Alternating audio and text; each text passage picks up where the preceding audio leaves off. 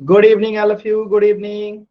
तो जैसा कि आप सभी बच्चों को पता है कि हम लोग जो है क्लास 9th का चैप्टर 2 पोलिनोमियल बहुपद की जो है पढ़ाई कर रहे थे।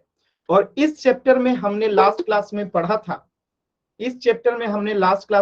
था, त्रिघात बहुपद क्या होता है, क्यूबिक पोलिनोमियल्स क्या होता है। तो मैं एक बार थोड़ा सा जल्दी से आपको रिवाइज करा देता हूं। मैंने आपको त्रिघात बहुपद में बताया था कि ऐसा बहुपद जिसमें चर का अधिकतम घात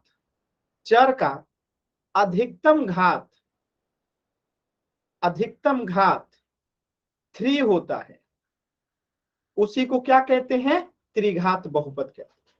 जैसे एक एग्जांपल देखिए, 3x³ + 5y³ + 5x + 2 या 9x² + 3x³ + 2। ये सब क्या है, अगर आप ध्यान से देखेंगे तो इसमें मैक्सिमम पावर कितना है, 3। इसमें भी मैक्सिमम पावर कितना है, 3। इसमें भी मैक्सिमम पावर कितना है, 3। यानी जब किसी बहुपद में चर का अधिकतम घात 3 होता है तो उसे त्रिघात बहुपद कहते हैं। ये हमने पिछली क्लास में पढ़ लिया था। तो यहां तक सभी बच्चों को क्लियर हो गया होगा। हाँ, मैंने टॉपर लिस्ट दिखाया था, एक बार दोबारा से दिखा देता हूं। जो बच्चे लेट जुड़े हैं देखिए ध्यान से, ये बच्चे जैसे साहिल मैडन्ना नाम से जो बच्चा है, ये राकेश हंस नाम से जो बच्चा है, पिंकी नौकवाल नाम से जो बच्चा है, दीपक राजपूत नाम से जो बच्चा है, और ये लास्ट वाले जितने बच्चे हैं, ये सभी प्रश्नों के उत्तर नहीं दिए। तो ये रिपोर्ट आपके टीचर के पास भी जाती है कि ये वो बच्चे हैं जो क्लास में जुड़ते हैं लेकिन सभी प्रश्नों का उत्तर नहीं करते हैं, और ये सभी बच्चे क्लास को टाइम से नहीं जुड़ते हैं, एक भी प्रश्नों का शुरुआत के उत्तर नहीं दिए। तो इससे क्या होता है, आपके टीचर को आपके बारे में पता चलता है कि ये वो बच्चे हैं जो पोल में आंसर नहीं करते हैं, यानी कोशिश नहीं करते हैं, तैयारी नहीं करते हैं। ठीक है, तो कोशिश कीजिएगा अगले पोल में आपका नाम आए और आप लोग आंसर करें। ठीक है, तो ये हमने लास्ट क्लास में पढ़ा था कि त्रिघात बहुपद क्या होता है। टॉपर लिस्ट को दोबारा क्लास के एंड में दिखा दूंगा। ठीक है, तो चलिए इसी पे आधारित एक प्रश्न करते हैं, ये हमने लास्ट क्लास में पढ़ा था, और सभी बच्चे पोल सेक्शन में आंसर जरूर कीजिएगा। ठीक है, तो सभी बच्चे आंसर, इसीलिए मैं बार बार कहता हूं गलत होगा कोई बात नहीं, लेकिन आंसर जरूर कीजिए। ठीक है, आंसर जरूर कीजिए। चलिए, पोल सेक्शन मैंने दे दिया है, आपको इसमें से बताना है कि कौन जो है एक त्रिघात बहुपद नहीं है। इनमें से 4 ऑप्शन है, इसमें से त्रिघात बहुपद कौन सा नहीं है। Good evening sir. ठीक है, त्रिघात बहुपद नहीं है। एकदम ध्यान से देखिए और सभी बच्चे उत्तर करेंगे, त्रिघात बहुपद नहीं है। Good evening sir. देखिए, क्लास के बीच में माइक ऑन करके गुड इवनिंग नहीं बोलना है, मैंने कई बार बताया है। आप already 5 minute class late join किए हो, और ऐसे क्लास में माइक ऑन करके गुड इवनिंग किसी को नहीं बोलना है। अगर आप क्लास के पहले जुड़ जाते हो, बोलते हो, अच्छी बात है, लेकिन जब क्लासेस स्टार्ट हो चुकी हैं, मैं पढ़ाना शुरू कर दिया हूं, तो प्लीज कोई भी गुड इवनिंग नहीं बोलेगा बीच क्लास में। चैट सेक्शन में लिख सकते हैं लेकिन बोलना नहीं है। चलिए, पोल सेक्शन में सभी बच्चे आंसर कीजिए, इन 4 ऑप्शन में से कौन जो है त्रिघात बहुपद नहीं है। एकदम ध्यान से, मैंने आपको टॉपर लिस्ट दिखाया है, आप लोगों ने देखा अभी अभी, तो सभी बच्चे जरूर आंसर करें, ताकि आपके टीचर्स के पास जब ये रिपोर्ट जाए तो उन्हें देखे कि आपने कोशिश किया है। गलत हो जाता है कोई बात नहीं, वो तो हम सीख लेंगे, सही करना जान जाएंगे, जब समझ जाएंगे तो सही करने लगेंगे। लेकिन जो लोग आंसर नहीं करते हैं ना, उनका मार्क्स कट जाता है। तो आंसर जरूर कीजिए सभी बच्चे, सभी बच्चे आंसर करेंगे। ये हमने लास्ट क्लास में पढ़ा था कि त्रिघात बहुपद क्या होता है। तो इसमें बताना है कि कौन त्रिघात बहुपद नहीं है। तो त्रिघात बहुपद नहीं है का मतलब क्या हुआ, कि जिस बहुपद में चर का मैक्सिमम पावर 3 नहीं है, उसी को कहेंगे कि वो त्रिघात बहुपद नहीं है। सभी बच्चे आंसर कीजिए। अभी भी मैं देख पा रहा हूं 3 बच्चों का आंसर नहीं आया है। अभी भी मैं देख पा रहा हूं कि 3 बच्चों का आंसर नहीं आया है। देखिए, आपका फिर से वही टॉपर लिस्ट में नाम आएगा कि आपने सभी प्रश्नों के उत्तर नहीं दिए हैं, और फिर आपको मार्क्स भी नहीं मिलेगा। तो इस बात का ध्यान रखिए, ये पोल बहुत जरूरी है, सभी बच्चे जरूर आंसर किया करें। लास्ट के 10 सेकेंड, 10, 9, 8, 7 6 5 4 3 2 1। देखिए ये बार बार माइक ऑन कर रहे हैं, अनिल नाम से जो बच्चा है, माइक ऑन नहीं करना है, ठीक है। चलिए समझते हैं इस प्रश्न का उत्तर क्या होगा और कैसे होगा। ये हमने लास्ट क्लास में पढ़ा था कि त्रिघात बहुपद क्या होता है। तो मैंने बताया था कि त्रिघात बहुपद का मतलब क्या है कि चर की मैक्सिमम घात कितनी होनी चाहिए, 3 होनी चाहिए। मैक्सिमम घात कितनी होनी चाहिए, 3 होनी चाहिए। और जब नहीं है मतलब कि 3 नहीं होना चाहिए। अगर त्रिघात बहुपद पूछता तो उसकी घात 3 होनी चाहिए था। अगर त्रिघात बहुपद नहीं है मतलब कि 3 इसका मैक्सिमम घात नहीं होना चाहिए। तो पहले वाले में देखिए मैक्सिमम घात कितना है, 3 है, ये तो त्रिघात बहुपद हो जाएगा, तो हमारा उत्तर नहीं होगा। यहाँ पे देखिए x का पावर 3 है, यानी मैक्सिमम घात कितना है, 3 है, तो ये हमारा उत्तर नहीं होगा क्योंकि ये त्रिघात बहुपद है। इसी प्रकार ऑप्शन सी में देखिए इसका पावर कितना है, 3 है, यानी मैक्सिमम पावर इसका 3 है, तो ये हमारा उत्तर नहीं होगा क्योंकि मैक्सिमम पावर अगर 3 है तब तो वो त्रिघात बहुपद है। हमसे पूछा है त्रिघात बहुपद नहीं है, यानी उत्तर क्या होगा, ऑप्शन डी। ऑप्शन डी क्यों होगा, हमने पढ़ा था कि पावर का अगर पावर होता है तो वो पावर आपस में गुना हो जाता है। पावर का पावर होता है तो पावर आपस में क्या हो जाता है, गुना हो जाता है, ठीक है। तो यहाँ पे जेड का पावर 2 है और इसका पावर 3 है, तो इसके पावर आपस में क्या हो जाएंगे, गुना हो जाएंगे। तो 2 का पावर 2 में 3 से गुना हुआ तो कितना हो जाएगा, जेड का पावर 6 हो जाएगा। तो यहाँ पे अधिकतम पावर कितना हो गया, 6 हो गया। इसीलिए ये जो है त्रिघात बहुपद नहीं है। ऑप्शन डी जो है करेक्ट हो जाएगा। क्लियर है सभी बच्चों को, एक बार जल्दी से वाई टाइप कीजिए। क्लियर है। तो ये चीजें जो है इंपॉर्टेंट होती है। और जो बच्चे क्लास लेट से जुड़ते हैं, मैंने अभी दिखाया कि जो बच्चे क्लास लेट से जुड़ते हैं उनका मार्क्स कट जाता है। अभी अभी टॉपर लिस्ट दिखाया था, क्लास के एंड में फिर दिखाऊंगा। तो सभी बच्चे क्लास समय से जुड़ा कीजिए। चलिए तो इस प्रश्न का उत्तर होगा ऑप्शन डी। एक जरूरी सूचना ये भी है कि अगले सप्ताह में जब आपकी क्लासेस होंगी, अगली क्लासेस जो आपकी मंडे को होगी, तो उसमें हम लोग आपके सेट एग्जामिनेशन के लिए तैयारी करेंगे। आपका सेट का एग्जाम है, जैसा आप लोग जानते होंगे 28 तारीख से। तो उसमें आपके जो भी क्वेश्चंस आने वाले हैं, जिस प्रकार के चैप्टर्स आने वाले हैं, उन सभी की तैयारी आपको मंडे से होगी। तो बहुत इंपॉर्टेंट क्लासेज होने वाली है, ठीक है। तो इस चीज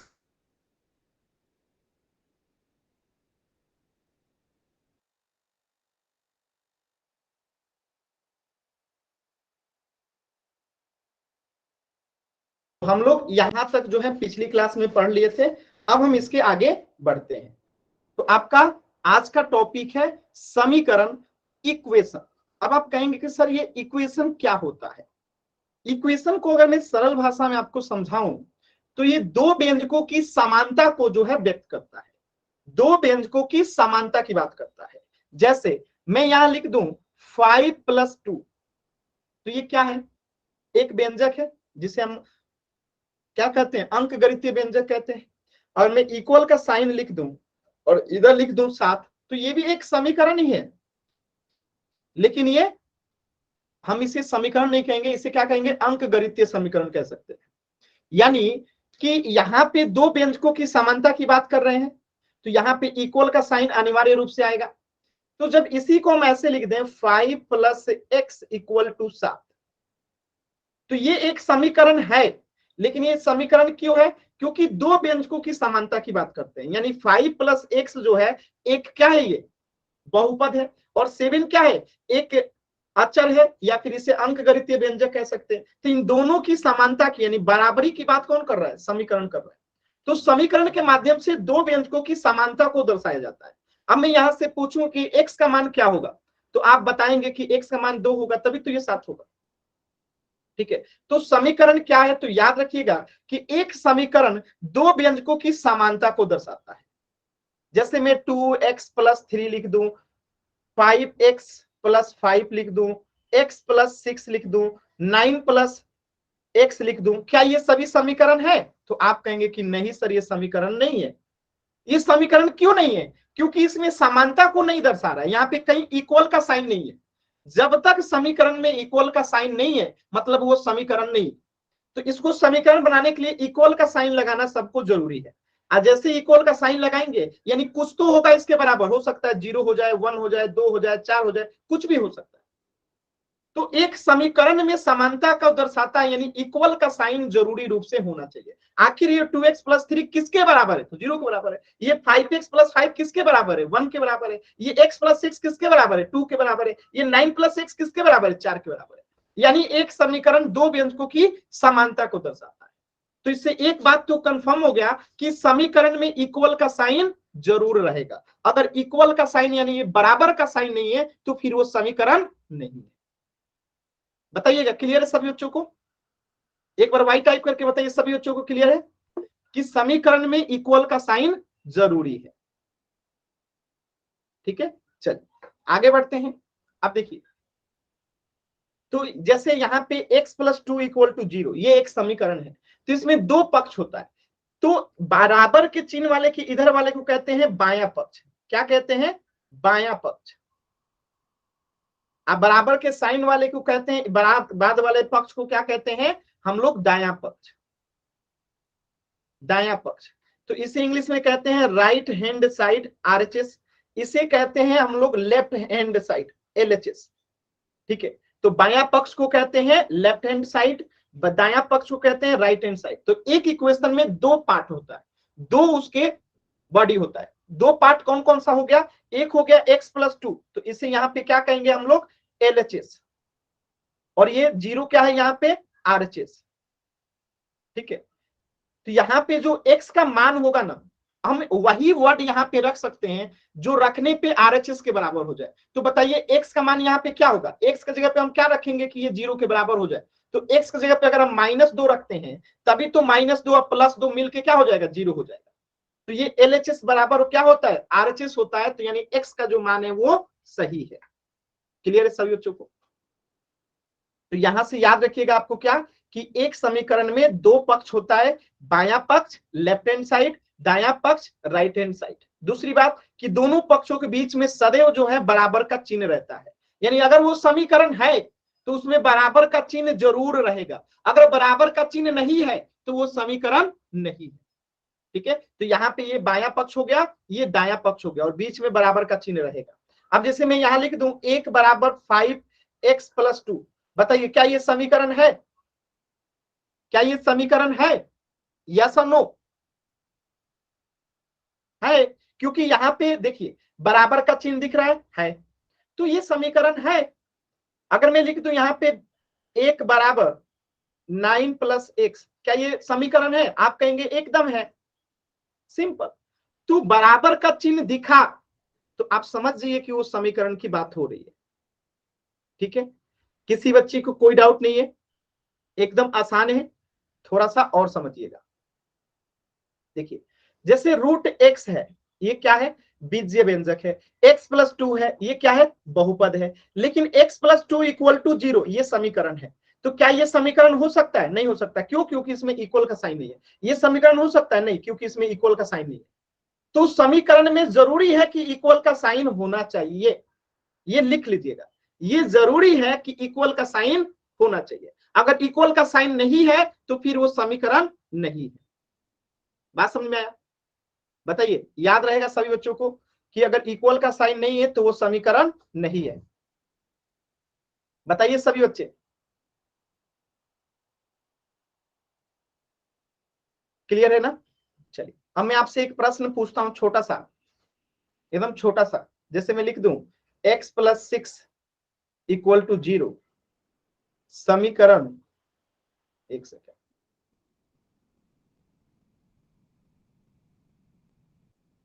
समीकरण है यस नो?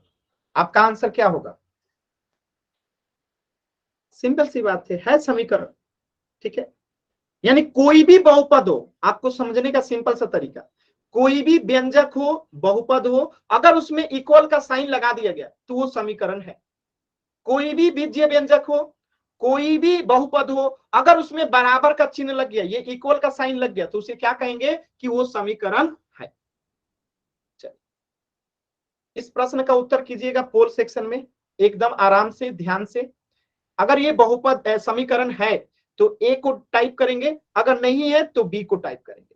एकदम आराम से कीजिएगा, कोई जल्दबाजी नहीं है। माइक म्यूट कीजिए, देसी नाम से जो बच्चा है, देखिए बार बार माइक ऑन कर रहे हैं आप, ठीक है। तो आपको बताना है कि क्या ये समीकरण है, अगर है तो ए, नहीं है तो बी।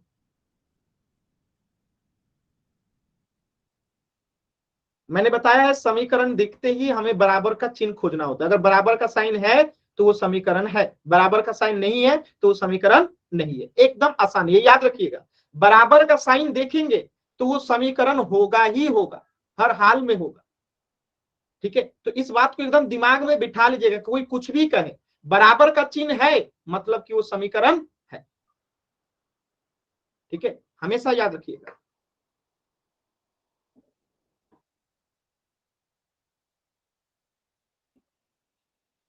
क्या बात है, बहुत ही अच्छा आंसर आया है, एक भी बच्चे का गलत उत्तर नहीं है, वेरी गुड, बहुत ही अच्छा। यही होता है समझना। लास्ट के 10 सेकेंड अभी भी मैं देख पा रहा हूं कि 3 बच्चों ने उत्तर नहीं किया है।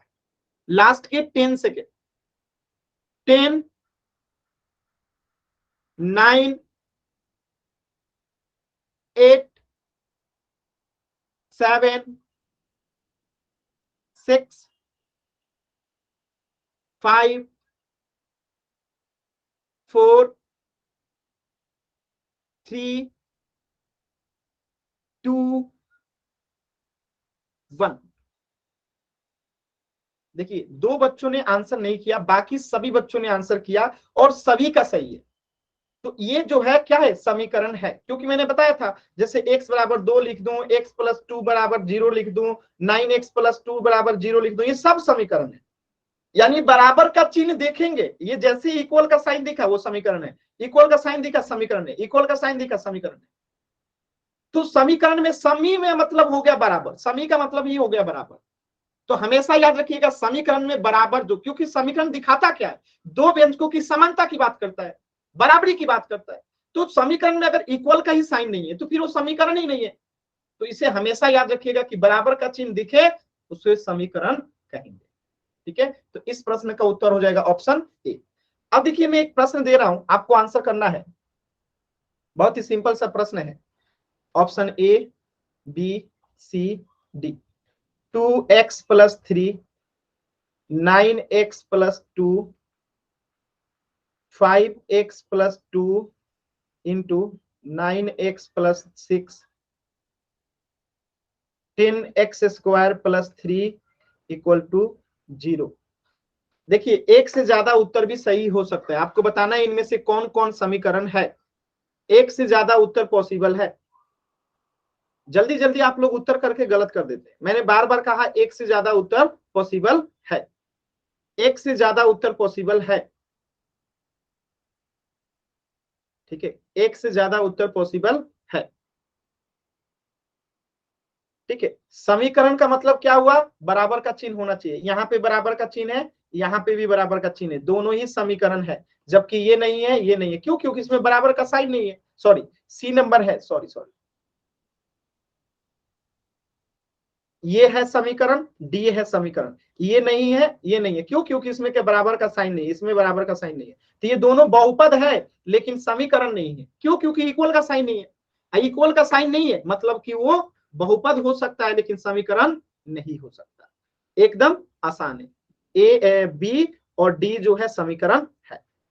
चलिए इस प्रश्न की क्वेश्चन का आंसर कीजिएगा, बहुत ही सरल प्रश्न है, समीकरण को पहचानना है। देखिए इसमें से सिर्फ एक ही समीकरण है, बाकी समीकरण कोई नहीं है, सिर्फ एक ही है जो समीकरण है। ध्यान से देखिए और आंसर कीजिए, सिर्फ एक ऐसा है जो समीकरण है। और समीकरण की पहचान बराबर की चिन्ह, आराम से कीजिए, कोई मुश्किल सवाल नहीं है, एकदम ध्यान से आराम से कीजिए। इनमें से कौन जो है समीकरण है, आराम से कीजिए, सभी ऑप्शन को देखिए कहां पे बराबर का चिन्ह है, बराबर का चिन्ह है मतलब समीकरण है, एकदम आसानी। सभी बच्चे कोशिश कीजिए। देखिए समीकरण में बराबर का चिन्ह नहीं है मतलब वो समीकरण ही नहीं है। ऐसा कोई भी समीकरण नहीं जिसमें बराबर का चिन्ह ना लगा हो। अगर बराबर का चिन्ह नहीं है तो फिर कभी भी समीकरण नहीं होगा। सभी बच्चे उत्तर कीजिए।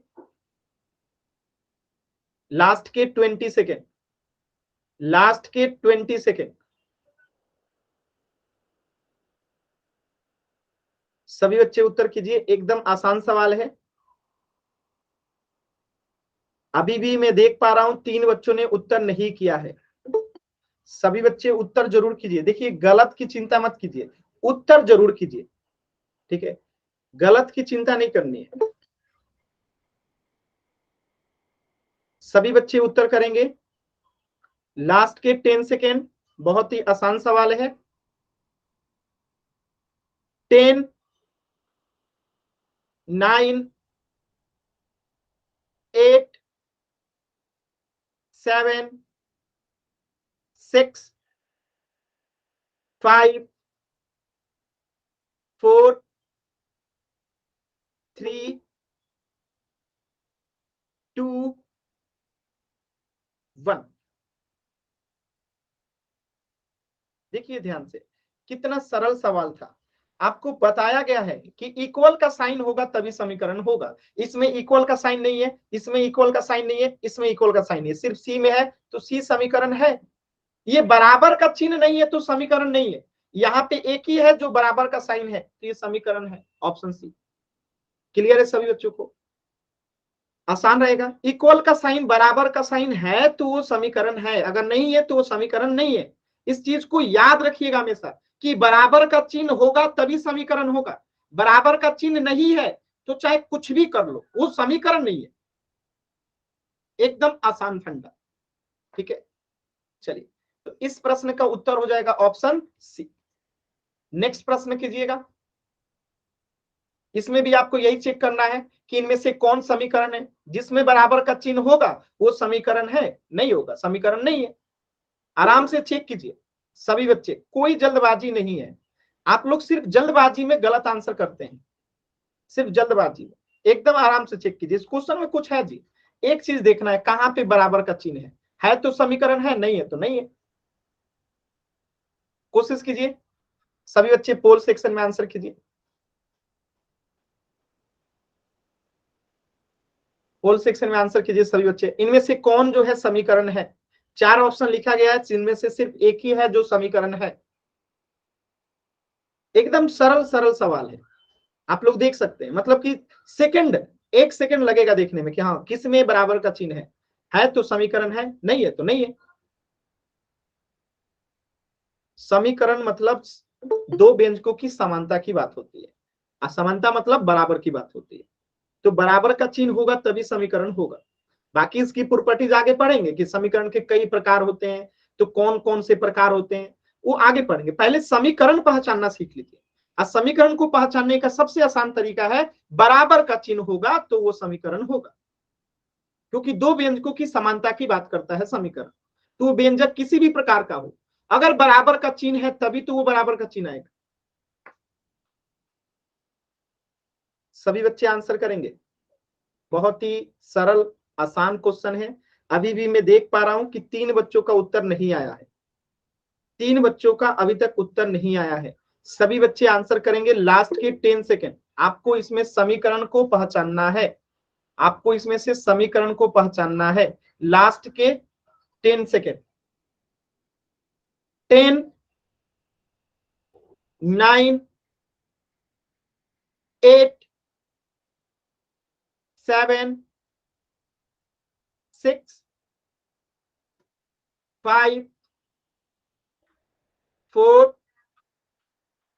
3, 2, 1। देखिए इसमें भी 2 बच्चों ने जल्दबाजी में गलती कर दिया। बताइए मैंने क्या बता रखा है कि बराबर का चिन्ह होगा तभी समीकरण होगा। इसमें बराबर का चिन्ह है, नहीं है तो ये उत्तर नहीं होगा। इसमें बराबर का चिन्ह है, नहीं है तो ये उत्तर नहीं होगा। इसमें बराबर का चिन्ह है, नहीं है तो ये उत्तर नहीं होगा। इसमें बराबर का चिन्ह है तो ये उत्तर होगा ऑप्शन सी। जिसमें बराबर का चिन्ह है वही समीकरण हो सकता है, बाकी कोई नहीं हो सकता। क्लियर है सभी बच्चों को? एक बार जल्दी से वाई टाइप कीजिए, डाउट है तो एन टाइप कीजिए। डाउट क्या होगा, आपको बस देखना है बराबर का चिन्ह है तो समीकरण है, समीकरण नहीं है बराबर का चिन्ह नहीं है, ठीक है। तो इस प्रश्न का उत्तर हो जाएगा option C. Sir ji D B option सही है जी। कौन सा ऑप्शन? सर जी डी पे अपने नहीं सही का निशान लगा रखा था जी। मैंने कहा सही लगा रखा है डी पे जी, सी पे लगाए हैं। ठीक है, लगा रखा था जी। अच्छा हाँ, काट दीजिए इसको। ठीक है, केवल सी सही है, डी गलत है क्योंकि इसमें बराबर का चिन्ह नहीं है। ठीक है, वो गलती से उस पर टिक आउट लग गया था। क्लियर है सभी बच्चों को? तो सी जो है सही है क्योंकि उसी में बराबर का साइन है केवल। ठीक है, ऑप्शन सी जो है करेक्ट है। किसी बच्चे को यहां तक डाउट नहीं है? देखिए बहुत आसान होता है, चीजों को आपको बस समझना है, कुछ है थोड़े, सब कुछ आपको आता है, एकदम आसान तरीका था। चलिए आगे बढ़ते हैं। अगला टॉपिक है आपका समीकरण का प्रकार।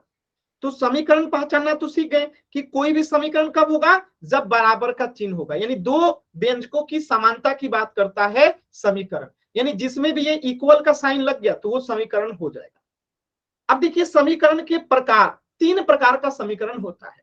एक को कहते हैं रैखिक समीकरण, दूसरे को कहते हैं द्विघात समीकरण, तीसरे को कहते हैं त्रिघात समीकरण।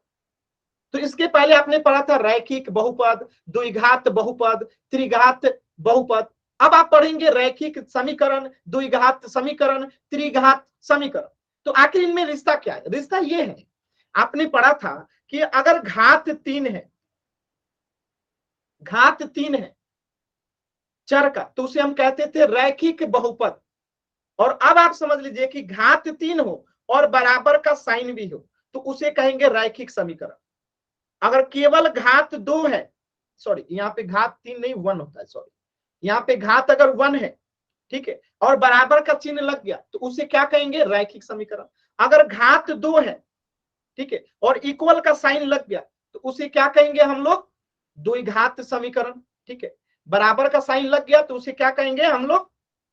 द्विघात समीकरण। अब यहाँ पे देखिए अगर घात 3 है मैक्सिमम और बराबर का चिन्ह लग गया तो वो त्रिघात समीकरण है। यानी जैसे मैं यहां लिख दूं 2x + 3, तो आप कहेंगे सर ये तो रैखिक समीकरण है। रैखिक समीकरण क्यों है? क्योंकि इसकी पावर कुछ नहीं है तो क्या है? 1 है। आज जब घात 1 है तो ये क्या है? रैखिक बहुपद है। और इसी रैखिक बहुपद में अगर बराबर का चिन्ह लगा दूं मैं तो ये क्या बन गया? रैखिक समीकरण बन गया। जैसे मैं यहां लिख दूं 2x + y, तो ये क्या है? रैखिक बहुपद है। क्यों? क्योंकि इनकी घात कुछ नहीं तो क्या है? 1 है। इनकी घात कुछ नहीं तो क्या है? तो ये रैखिक बहुपद है। इसी में मैं बराबर का चिन्ह लगा के 0 लगा दूं तो ये क्या बन जाएगा? रैखिक समीकरण। बात समझ में आ रहा है आप लोगों को? इसी प्रकार अगर मैं लिख दूं यहाँ पे 2x² + y + 3 इक्वल टू मत लगाइए, ऐसे रखिए, तो ये क्या है? द्विघात बहुपद है। ये क्या है? द्विघात बहुपद है। क्यों? क्योंकि इसमें घात कितना है? 2 है, तो ये द्विघात बहुपद है। और इसी द्विघात बहुपद में अगर मैं बराबर का चिन्ह लगा दूं तो ये क्या बन जाएगा? द्विघात समीकरण बन जाएगा। पुनीत आप क्लास को डेली लेट ज्वाइन करते हो, क्लास समय से जुड़ा कीजिए, नहीं तो बीच क्लास में आप जुड़ेंगे, इससे आपको कोई लाभ नहीं होगा। ठीक है पुनीत, आप डेली क्लास को आधा घंटा लेट जुड़ते हो, तो क्लास 5:30 से रहता है, क्लास समय से जुड़ेंगे तभी आपको इसका लाभ मिलेगा। मैंने अभी आपको पोल लिस्ट दिखाया था डेटा, आपने शुरुआत के 3 क्वेश्चन पिछले क्लास में भी आंसर नहीं किया था, आपको दिक्कत होंगी, इसलिए मैं कह रहा हूं कि डेली क्लास किया कीजिए समय से। तो 2x² + y + 3 = 0, तो यहाँ पे आप देख सकते हैं बराबर का चिन्ह है तो समीकरण है, नहीं है तो नहीं। ठीक है, अब यहाँ पे मैं लिख दूं 3x³ + 2, तो ये क्या है? त्रिघात बहुपद है। क्यों? क्योंकि यहाँ पे घात कितना है? 3 है। अगर इसी में मैं इक्वल का साइन लगा दूं तो ये क्या बन जाएगा? त्रिघात समीकरण बन जाएगा। समझ में आया सभी बच्चों को? यानी कि अगर रैखिक बहुपद में बराबर का चिन्ह लग गया तो रैखिक समीकरण, अगर द्विघात बहुपद में बराबर का चिन्ह लगा दिए तो द्विघात समीकरण, अगर त्रिघात बहुपद में बराबर का चिन्ह लग गया तो त्रिघात समीकरण। ठीक है, क्लियर है सभी बच्चों को? अभी इसी चीज को डिटेल में पढ़ते हैं, अभी इसी चीज को डिटेल में पढ़ते हैं। देखिएगा, ये एक चर वाला रैखिक समीकरण बाद में पढ़ेंगे, उससे पहले समझते हैं रैखिक समीकरण क्या होता है। मैंने अभी अभी बताया था कि जिस समीकरण में चर की अधिकतम घात 1 होती है उसे रैखिक समीकरण कहते हैं। तो मेरा एक प्रश्न है, 2x + 3 क्या रैखिक समीकरण है? यस और नो? 2x + 3 क्या रैखिक समीकरण है? यस और नो? बताइए, अभी अभी मैंने बताया था कि जिसमें बराबर का चिन्ह नहीं होगा वो समीकरण नहीं होगा। जब इसमें बराबर का चिन्ह नहीं है तो ये समीकरण कैसे होगा? तो ये समीकरण नहीं है। 2x+3 इक्वल टू 1 या 0 या कुछ भी हो तो ये समीकरण है, ये समीकरण नहीं है, ये बहुपद है। 2x+3 क्या है? बहुपद है, रैखिक बहुपद है। लेकिन ये 2x+3 1 क्या है? रैखिक समीकरण है। दोनों में अंतर आप लोग समझ सकते हैं, ये रैखिक समीकरण है, ठीक है। और ये ऊपर वाला क्या है? रैखिक बहुपद है। समझ में आ रहा है समीकरण और बहुपद में अंतर? याद रहेगा। यानी 2x+3 जो है रैखिक बहुपद है, जबकि नीचे वाला 2x+3 इक्वल टू 1 ये रैखिक समीकरण है। एक और एग्जांपल देखिए, जैसे मैं लिख दूं यहाँ पे 5x+3 इक्वल टू 1, तो आप कहेंगे ये क्या है? रैखिक समीकरण है। क्यों? क्योंकि इसका पावर 1 है, आई इक्वल का साइन भी है। मैं यहाँ लिख दूं 5x+2y+z इक्वल टू 0, तो ये क्या है? रैखिक समीकरण है। क्यों है? क्योंकि इसका पावर कितना है? 1 है। सबका पावर कुछ नहीं तो क्या है? 1 है, और इक्वल का साइन भी है, तो ये रैखिक समीकरण है। तो बस याद रखिएगा कि जब कभी भी रैखिक समीकरण है तो उसकी घात 1 होनी चाहिए और बराबर का चिन्ह लगा होना चाहिए। बराबर का चिन्ह नहीं है तो फिर वो रैखिक समीकरण नहीं, ठीक है। बराबर का चिन्ह होगा तभी रैखिक समीकरण होगा, बराबर का चिन्ह नहीं है तो फिर वो रैखिक समीकरण भी नहीं होगा। क्लियर है सभी बच्चों को? बताइएगा, क्लियर है? चलिए आगे बढ़ते हैं। देखिए जैसे x-1 इक्वल टू 2, यहां पे आप देख सकते हैं कि चर की पावर कुछ नहीं है तो क्या है? 1 है, और इक्वल का साइन भी है, इसलिए ये रैखिक समीकरण है। y+z इक्वल टू 5, यानी यहाँ पे y का पावर कुछ नहीं तो 1 है, z का पावर कुछ नहीं तो 1 है, और इक्वल का साइन भी है, इसलिए ये रैखिक समीकरण है। यहाँ पे y equal to 5, x y का पावर कुछ नहीं तो 1 है, इक्वल का साइन भी है, इसलिए ये रैखिक समीकरण है। समझ में आया? अब इसी तरह मैं लिख दूं मैं इसी तरह लिख दूं x-1 y+z या फिर y, तो क्या ये रैखिक समीकरण है? ये रैखिक समीकरण नहीं है। क्यों नहीं है? क्योंकि ये सब बहुपद है, ये सब बहुपद है, ये सब बहुपद है, ये बहुपद है, समीकरण नहीं है। समीकरण के लिए क्या जरूरी है? बराबर का साइन, बराबर का चिन्ह होगा तभी समीकरण होगा। अभी क्लियर है सभी बच्चों को? जल्दी से एक बार वाई टाइप करके बताइए, अभी क्लियर है सभी बच्चों को? क्लियर है ना? एकदम आसान है, सरल है एकदम। चलिए अब एक सवाल का जवाब दीजिएगा। देखिए अब एक होता है एक चर वाला रैखिक समीकरण, एक चर वाला रैखिक समीकरण। जैसे मैं लिख रहा हूं 2x+y इक्वल टू 0, तो इसमें आप कहेंगे कि इसका घात 1 है, इसका भी घात 1 है, और बराबर का चिन्ह भी, तो आप कहेंगे कि ये रैखिक समीकरण है। एकदम ये रैखिक समीकरण है, रैखिक समीकरण है, कोई शक नहीं, ये रैखिक समीकरण है। लेकिन यहाँ पे एक चर वाला कह रहा है, हमें कितना चर है इसमें? x और y, इसमें दो चर है, तो इसे कौन सा समीकरण कहेंगे? इसे दो चर वाला रैखिक समीकरण कहेंगे। तो क्या ये एक चर वाला रैखिक समीकरण होगा? नहीं, तो ये एक चर वाला रैखिक समीकरण नहीं होगा, क्योंकि हमने पढ़ रखा है कि एक चर वाले रैखिक समीकरण में चर जो है केवल एक होना चाहिए, और रैखिक है तो घात 1 होना चाहिए, और समीकरण है तो बराबर का चिन्ह भी होना चाहिए। तो एक चर वाला रैखिक समीकरण का मतलब क्या है? तीन बातें। चर कितना होना चाहिए? सिर्फ 1। घात कितना होना चाहिए? सिर्फ 1। और इक्वल का साइन, ये तीन चीजें हैं तो वो एक चर वाला रैखिक समीकरण है। क्लियर है सभी बच्चों को? चलिए मैं और एक एग्जांपल से बताता हूं। जैसे x-1 इक्वल टू 2 है, तो आप बताइए इसमें घात कितना है? x का घात कुछ नहीं है तो 1 है। चर कितना है? सिर्फ एक ही है। चर कितना है? सिर्फ एक है, y x, यानी कि एक ही है, और इक्वल का साइन भी है। तो इक्वल का अगर साइन है मतलब क्या है? ये समीकरण है, ठीक है। इक्वल का साइन है, घात 1 है, चर 1 है, इसीलिए इसे क्या कहेंगे कि ये एक चर वाला रैखिक समीकरण है। ऑप्शन 2 को देखिए, इसमें चर कितना है? चर कितना है? चर सिर्फ एक है, कौन सा? y, यहां भी y है, यहां भी y है, तो चर भी एक है। घात कितना है? तो घात y का भी 1 है, इस y का भी 1 है, यानी घात भी 1 है। अब बराबर का चिन्ह है तो हाँ एकदम बराबर का चिन्ह है। जब ये तीन चीजें मिल गया कि चर भी एक हो, घात भी वन हो, बराबर का साइन भी हो, तो वो एक चर वाला रैखिक समीकरण है। इसी प्रकार इस ऑप्शन को देखिए, यहां पे घात कितना है, तो यहाँ पे घात देखिएगा कि 2 है, और हमारा घात होना कितना चाहिए अगर रैखिक है तो 1, तो क्या ये एक चर वाला रैखिक समीकरण होगा? नहीं। जबकि बराबर का चिन्ह है, इसके बाद भी ये रैखिक समीकरण नहीं है। क्यों नहीं है? क्योंकि इसमें एक चर नहीं है, इसलिए ये एक चर वाला रैखिक समीकरण नहीं है। यहाँ पे देखिए y और z, तो इसमें चर कितना है? इसमें चर 2 है। होना कितना चाहिए? सिर्फ एक ही चर होना चाहिए, तभी हम उसे एक चर वाला रैखिक समीकरण कहेंगे। तो आपको ये क्लियर हो गया होगा कि एक चर वाला रैखिक समीकरण का क्या मतलब है, कि चर भी एक हो, घात भी एक हो, बराबर का साइन भी हो, ये तीनों कॉम्बिनेशन रहता है, तभी हम उसे कहते हैं एक चर वाला रैखिक समीकरण। ठीक है, एकदम आसान था। तो ये चीजें आप यहां से देख लीजिए, x minus 1 equal to 2, 2y minus 3 बराबर y प्लस 7, ये रैखिक समीकरण है। और एक्स स्क्वायर माइनस 2 बराबर 7, ये रैखिक समीकरण नहीं है। y plus Z equal to 5, ये रैखिक समीकरण नहीं है। यहां तक किसी भी बच्चे को कुछ भी डाउट है बाबू तो पूछ लीजिए, फिर मैं अभी कुछ क्वेश्चन कराता हूं। किसी भी बच्चे को यहां तक कुछ भी डाउट है पूछ लीजिए। आसान था, एकदम इजी था, मुश्किल नहीं लगा होगा, एकदम आसान था। चलिए अब देखिए, मेरा एक सवाल है, आप लोग इसका आंसर कीजिएगा। 1 मिनट। हाँ ठीक है, चलिए।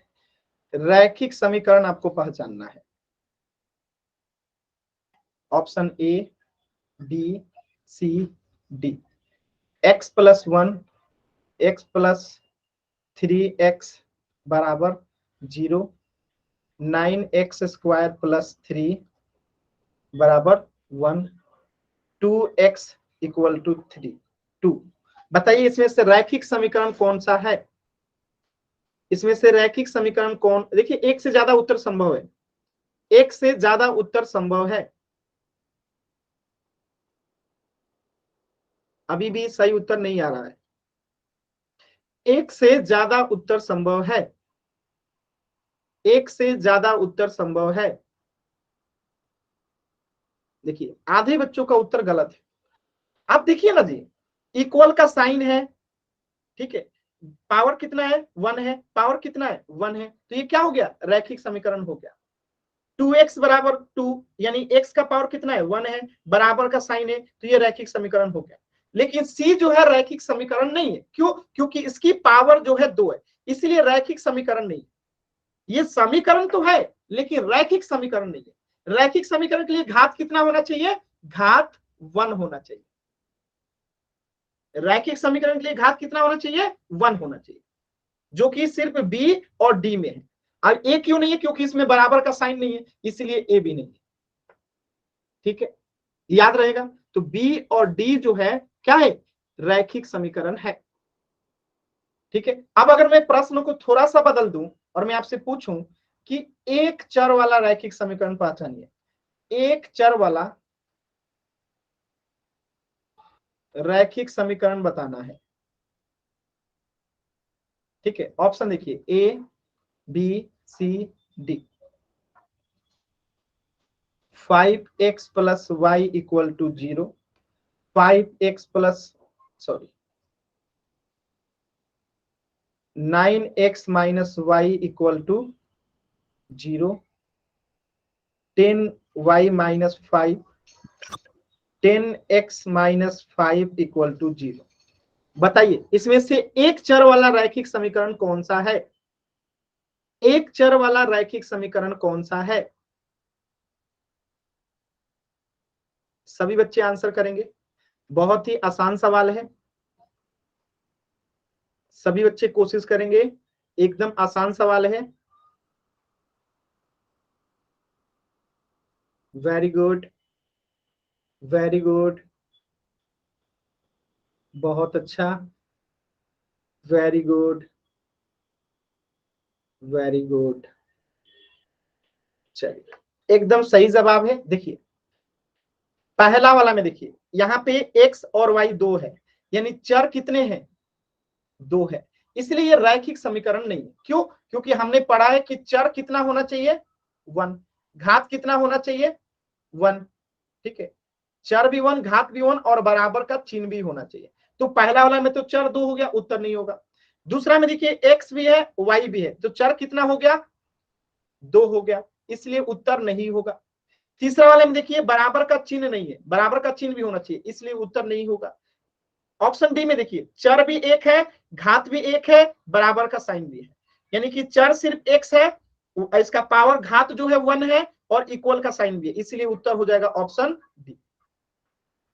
एकदम आसान, कुछ भी मुश्किल नहीं लगा हो, कुछ भी मुश्किल नहीं था। चलिए एक प्रश्न का उत्तर और दीजिएगा, मैं ऑप्शन बदल रहा हूं, क्वेश्चन वही है, मैं ऑप्शन बदल रहा हूं, क्वेश्चन वही है, एक चर वाला ही बहुपद समीकरण बताना है। A B C D, 9x + 1 × x। Mic mute कीजिए, देखिए जो भी बच्चा माइक ऑन किया, देसी नाम से जो बच्चा है बार बार माइक ऑन कर रहे हैं,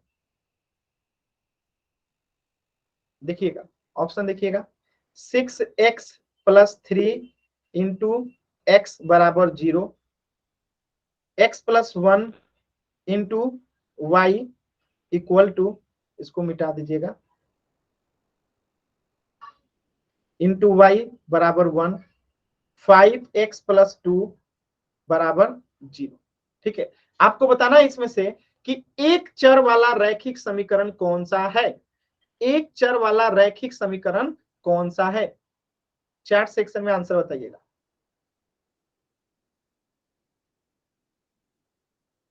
चैट सेक्शन में आंसर बताइएगा। चलिए अब अपना अपना वो बच्चे नाम लिखेंगे जो बताना चाहते हैं कि आंसर ए क्यों नहीं होगा। जो भी बच्चा बताना चाहता है चैट सेक्शन में अपना नाम लिखिएगा, जो भी बच्चा बताना चाहता है कि ए आंसर क्यों नहीं होगा, चैट सेक्शन में अपना नाम लिखिएगा। जो भी बच्चा बताना चाहता है कि ए आंसर क्यों नहीं होगा, चैट सेक्शन में अपना नाम बताइएगा, चैट सेक्शन में अपना नाम लिखिए जो बता सकते हैं कि ए ऑप्शन नहीं होगा। संदीप बताइए माइक ऑन करके, संदीप बताइए कि ए ऑप्शन क्यों नहीं होगा। सर जी इसमें बराबर का निशान नहीं है जी। वेरी गुड, एकदम सही जवाब, इसमें इक्वल का साइन नहीं है, इसीलिए एक चर वाला रैखिक समीकरण नहीं होगा। चलिए दूसरे बच्चा में राहुल नाम से जो बच्चे हैं बताइए कि बी आंसर क्यों नहीं होगा, बी आंसर क्यों नहीं होगा। दूसरे बच्चे हैं बताइएगा आप, राहुल नाम से जो बच्चे हैं सबको मौका मिलेगा माइक ऑन करके। सर जी मैं बता सकता हूँ जी, बताइए। इसमें 2 चर है जी, एक चर होना चाहिए जी। ये क्या है, इसमें एक चर नहीं है जी। कितना चर है, 2 जी। एक ही चर है बाबू, यहाँ पे भी एक से सर इसमें 2 घात है जी। हाँ इसमें घात 2 है, कैसे पता कि घात 2 है, ध्यान से देखिएगा, जब हम x से 6x में गुणा करेंगे तो कितना होगा, 6x² हो जाएगा, प्लस 3 में x से गुणा करेंगे तो कितना हो जाएगा 3x, अब बराबर में 0। तो यहाँ पे घात कितना है, घात यहाँ पे 2 है, इसीलिए ये एक चर वाला रैखिक समीकरण नहीं है। चर तो एक ही है, x है, x के अलावा कोई चर है तो x कितना बार भी लिखा जाए x एक ही चर माना जाएगा। अब जैसे मैं यहाँ पे लिख दूं 6x + 2x + 9x = 0, तो क्या ये एक चर वाला रैखिक समीकरण नहीं है, है एक चर वाला रैखिक समीकरण है। क्यों है, क्योंकि चर एक ही है, x x x केवल x है, तो चर कितना है, इसमें भी एक ही है, इक्वल का साइन भी है, घात भी सबका एक ही है, यानी घात भी कितना है 1 ही है। ठीक है, तो ये एक चर वाला रैखिक समीकरण है। चलिए तो ये बी तक आप लोगों ने समझ लिया कि ए क्यों नहीं होगा, बी क्यों नहीं होगा। अब कोई बच्चा बताइए कि सी क्यों नहीं होगा। चैट सेक्शन में पहले नाम सर इधर मैं बताऊं, नाम लिखिए, पहले माइक ऑन नहीं करेगा कोई भी बच्चा, नाम लिखिए अपना, फिर खुशबू बताइए। सर जी इसमें घात अलग अलग है जी। घात कहाँ अलग अलग है बाबू, सर इसमें चर अलग अलग है। वेरी गुड, इसमें चर जो है 2 ठो है, चर कितना है 2 है। कौन कौन सा चर है, एक x है और एक y है, इसीलिए जो है ये एक चर वाला रैखिक समीकरण नहीं होगा। इसलिए डी में देखिए चर सिर्फ एक है x, घात भी सिर्फ एक है 1 और बराबर का साइन भी है, तो ये आंसर होगा ऑप्शन डी। किसी भी बच्चे को डाउट है तो एन टाइप कीजिए, क्लियर है तो वाई टाइप कीजिए। किसी भी बच्चे को डाउट है तो एन टाइप कीजिए, क्लियर है तो वाई टाइप कीजिए। एकदम आसान सवाल था। चलिए थोड़ा सा सवाल को मुश्किल करते हैं, थोड़ा सा सवाल को मुश्किल करते हैं, ध्यान से देखिएगा। एक चर वाला रैखिक समीकरण आपको पहचानना है। थोड़ा सा सवाल मुश्किल होगा, मुश्किल नहीं होगा, आप लोग कर सकते हैं, मैंने जो समझाया है वही होगा नियम, बस फिर भी आप लोग कंफ्यूज हो जाएंगे। देखिए कैसे, 1 प्लस रूट मत लगाइए नहीं तो आप लोग कंफ्यूज हो जाइएगा। 1 plus 2x equal to 0, 5 plus x equal to 2x square, 3x plus 1 equal to x, ठीक है। 9 plus y equal to 2 plus y, ठीक है। y मत कीजिए इसको, एक सेकंड रुक जाइए, 2 प्लस x कर दीजिए, ठीक है, 2 प्लस x कर दीजिए। अब आपको बताना है कि इसमें से कौन जो है, इसमें से कौन जो है एक चर वाला रैखिक समीकरण है, इसमें से कौन जो है एक चर वाला रैखिक समीकरण है। चलिए कोई भी बच्चा जो बताना चाहता है कि ऑप्शन डी आंसर क्यों नहीं होगा, अपना नाम लिखिए जल्दी से। जो भी बच्चा बताना चाहता है कि ऑप्शन डी आंसर नहीं होगा, क्यों नहीं होगा, अपना नाम लिखिएगा। विकास बताना चाहते हैं, ईसा, ईसा, राहुल। सर इसमें चर 2 है। वेरी गुड आंसर, एकदम सही जवाब है। इसमें चर कितना है, 2 है, एक y है और एक x है, इसलिए ये एक चर वाला रैखिक समीकरण नहीं होगा। चलिए जो भी बच्चा बताना चाहता है कि सी क्यों नहीं होगा तो नाम लिखिए अपना जल्दी से। तो पुनीत बताइए, पुनीत। चलिए इसमें 2 चर है जी। एक मिनट, खुशबू आप बताइए, बिना पूछे माइक मत ऑन कीजिए प्लीज। खुशबू आप बताइए, राहुल आप बताइए। सर इसमें x की पावर 2।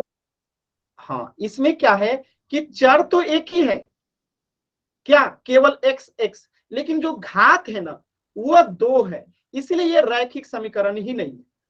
क्योंकि घात 2 है इसलिए रैखिक समीकरण नहीं है। चलिए कौन बच्चा बताएगा कि बी क्यों नहीं है, अपना नाम लिखिए, बताइए। सर इसमें घात 2 है। वेरी गुड, इसमें घात कितना है, 2 है, इसलिए ये भी रैखिक समीकरण नहीं है। और ऑप्शन ए में देखिए सिर्फ एक ही चर है x और इसका घात भी 1 है और इसमें इक्वल का साइन भी है, तो आंसर क्या होगा, एक चर वाला रैखिक समीकरण का ऑप्शन ए, ठीक है। तो इसमें अभी और भी चीजें हैं जो हमें पढ़ना है, तो उसे हम पढ़ेंगे अगले क्लास में। तो इस चीज को रिवाइज करके आना है, जो आपके क्लास में रिकॉर्डिंग जाता है तो उसे दोबारा से देखना होता है, ठीक है। तो इससे आगे हम लोग नेक्स्ट क्लास में पढ़ेंगे। एक बार टॉपर लिस्ट में आप